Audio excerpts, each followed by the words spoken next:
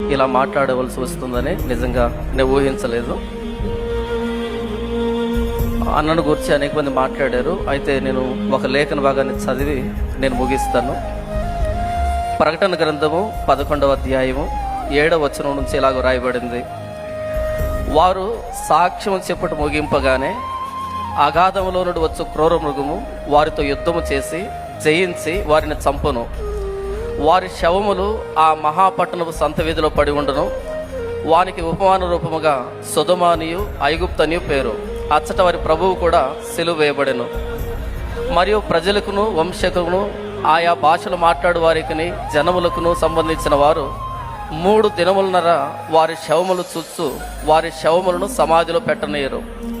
ఈ 2 ప్రవక్తలు భూనివాసులను బాధించినందున భూనివాసులు వారి గతి చూచి సంతోషించుచు ఉత్సహించుచు ఒకరినొకడు కట్నములు పుచ్చుకొందరు. అయితే 3 దినములైన పిమ్మట దేవుని యొద్ద నుండి జీవాత్మ వచ్చి వారిలో ప్రవేశించిన కనుక వారు పాదములు ఊని నిలిచరి. వారిని చూచిన వారికి మిగులు భయము కలిగెను. ఈ లేఖనంలో రోమ ప్రభుత్వానికి వ్యతిరేకంగా సాక్ష్యం చెప్పినటువంటి 2 సాక్షుల్ని క్రూరమృగం చంపిందంట. చంపినప్పుడు ఆ రోమన్ ప్రజలు కట్నాలు పుచ్చుకున్నారు, సంబరాలు చేస్తున్నారు.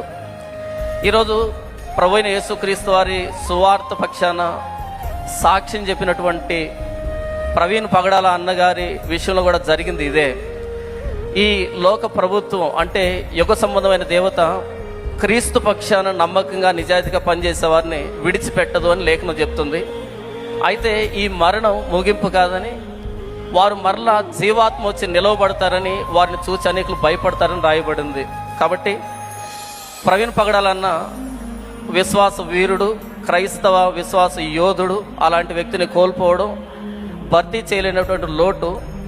ఈ విధంగా అన్న గురించి మాట్లాడవలసి వచ్చినందుకు బాధపడుతూ క్రైస్తవ విశ్వాసిగా ఆయన ప్రభులో మహిమలో ఉన్నాడని నిరీక్షణ తెలియజేస్తూ ఈ సమయాన్ని ఇచ్చినటువంటి అధ్యక్షులకి వందనాలు తెలియజేస్తూ ముగిస్తున్నాను. Thank you.